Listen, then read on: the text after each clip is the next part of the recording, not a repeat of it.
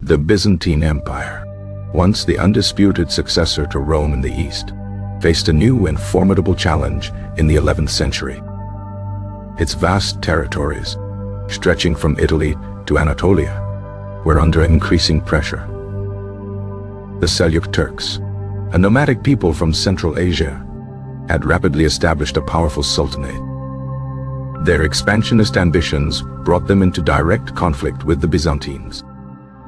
For decades, raids and skirmishes had plagued the eastern frontiers. Emperor Romanos V Diogenes ascended to the throne with a clear objective.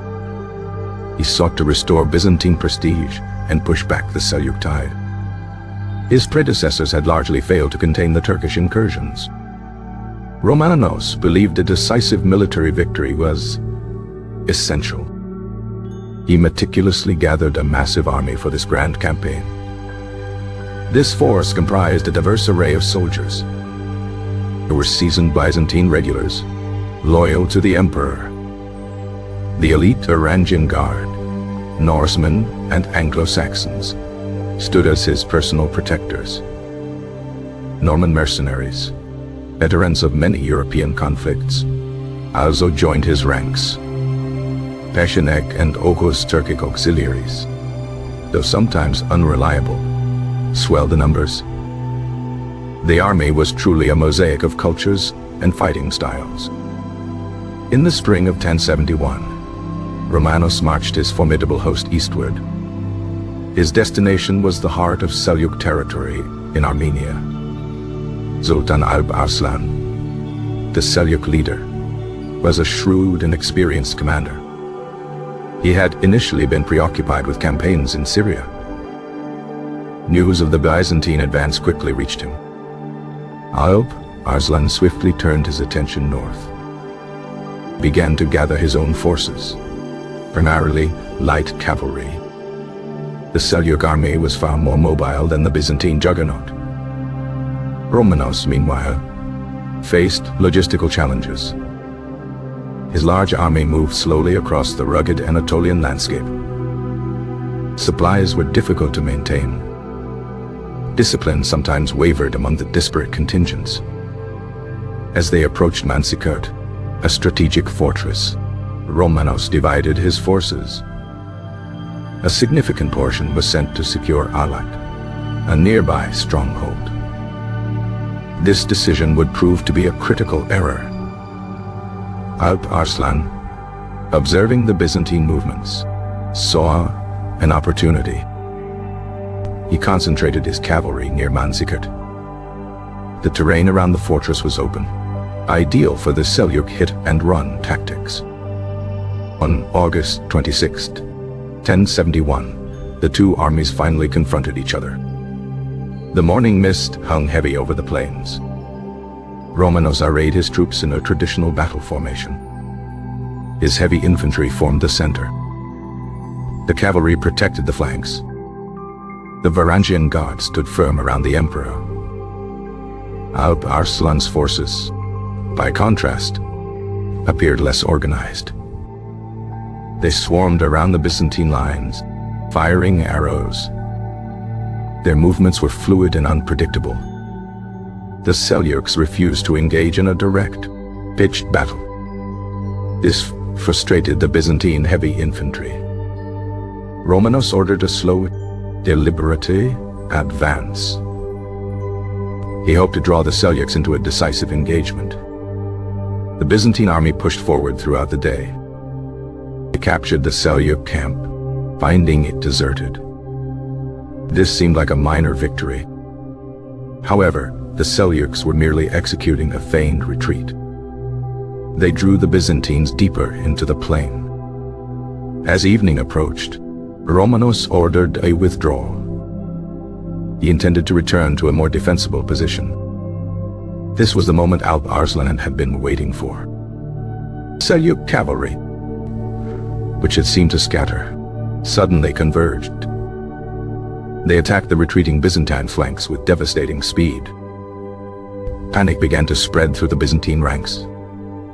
The Pecheneg and Oghuz auxiliaries defected. They joined the Seljuk attack against their former allies.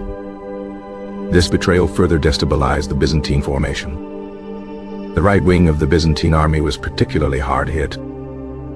Andronikos Doukas, a rival general, commanded the reserve. He was supposed to cover the retreat. Instead, he deliberately withheld his support. Some accounts suggest he even spread rumors of Romanos's death. This act of treachery sealed the fate of the Byzantine army. The imperial standard fell. Chaos engulfed the battlefield. Romanos fought bravely, leading from the front. He was wounded and eventually captured. His capture marked a profound humiliation for the empire. The battle was a catastrophic defeat for Byzantium. Thousands of Byzantine soldiers were killed or captured. The flower of the imperial army was annihilated. Romanos was brought before Alp Arslan. The Sultan treated his captive with unexpected magnanimity. He offered Romanos a peace treaty. The terms included a ransom and the return of some fortresses. Romanos was eventually released. However, his return to Constantinople was met with civil war. The Doukas family, who had betrayed him, seized power. Romanos was eventually blinded and exiled. He died shortly thereafter from his wounds. The immediate aftermath of Manzikert was devastating. Anatolia, the heartland of Byzantine power and manpower, lay open. The Seljuks poured into the region. They established new sultanates and emirates. The Byzantine Empire lost control over vast swaths of its most fertile lands. This loss was not merely territorial. It was a demographic and economic catastrophe. The empire's ability to raise armies was severely diminished. Its tax base shrank dramatically. Manzikert marked a turning point in history. It signaled the beginning of the end for Byzantine dominance in Anatolia. The battle paved the way for the eventual Turkish settlement of the region. It fundamentally altered the geopolitical landscape of the Near East. The Crusades, launched decades later, were partly a response to this new reality.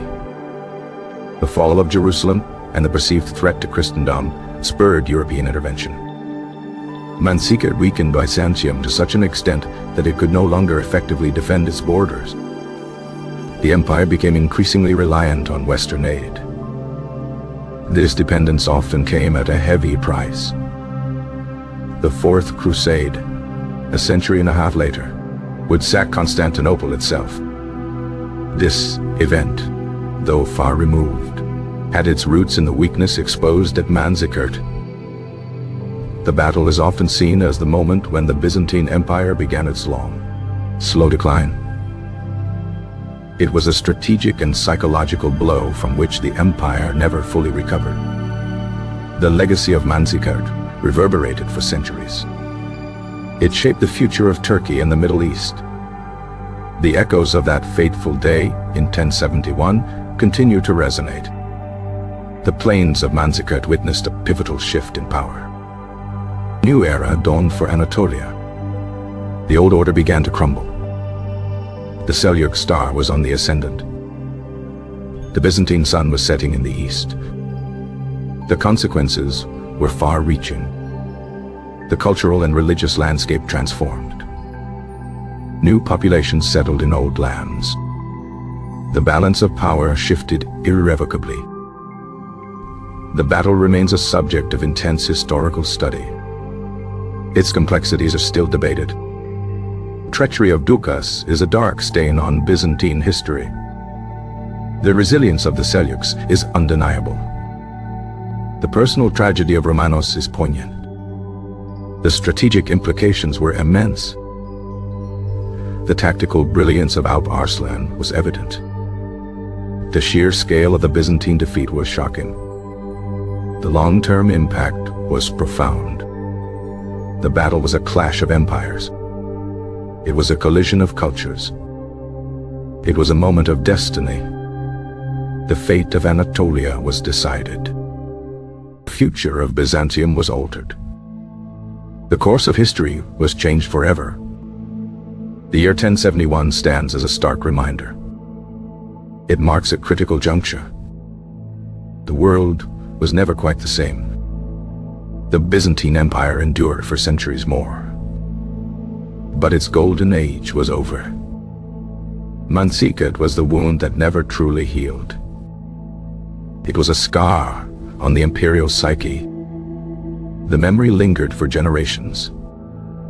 The loss of Anatolia was irreparable. The empire struggled to adapt. New strategies were needed. The old ways were no longer sufficient. The Seljuks continued their expansion. The map of the region was redrawn.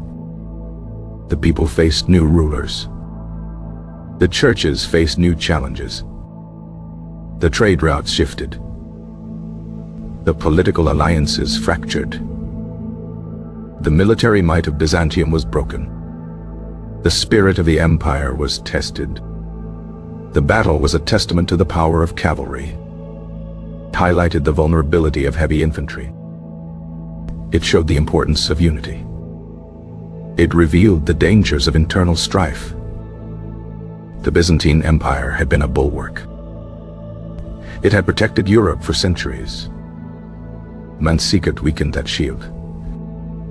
The consequences were felt far beyond its borders. The battle was a turning point for Islam. It opened new frontiers for expansion. It solidified Seljuk power. It established a new dominant force. The legacy of Manzikert is complex. It is a story of triumph and tragedy. It is a tale of empires rising and falling. It is a lesson in the fragility of power. The plains of Manzikert hold many secrets. They witnessed a day of reckoning. The dust settled on a new reality. The sun set on an old dream. The future was uncertain. The past was irrevocably altered. Year 1071, a date etched in history. A battle that changed everything. The Byzantine soldiers fought bravely, but their fate was sealed. The Seljuk arrows rained down. The cries of battle filled the air. The clash of steel was deafening. The ground was stained with blood. The emperor fell. The empire trembled. The world watched. The consequences unfolded slowly. But they were inevitable. The seeds of decline were sown. The harvest was bitter. The Byzantine Empire would never regain its former glory. Its destiny was forever changed by the events of that single day. The vastness of Anatolia became a new home for the Turks. Christian population faced new challenges. The cultural landscape began to shift. The political center of gravity moved eastward. The battle was a stark reminder of the ever-shifting tides of power. It demonstrated how quickly fortunes could turn. The Byzantine Empire, once so mighty, found itself on the defensive. The Seljuk Sultanate, a rising power, asserted its dominance. The plains of Manzikert became a symbol of imperial decline, a symbol of a new era, a symbol of the beginning of another. The Battle of Manzikert, a name that resonates with historical significance, a moment that altered the course of civilizations, a day that changed the world. Year 1071, a date that will forever be remembered. The Byzantine Empire's long struggle began here. The Seljuk Empire's ascendancy was confirmed here. The future of Anatolia was forged here. The legacy of Manzikert endures. It is a story of profound consequence. It is a chapter in the grand narrative of empires.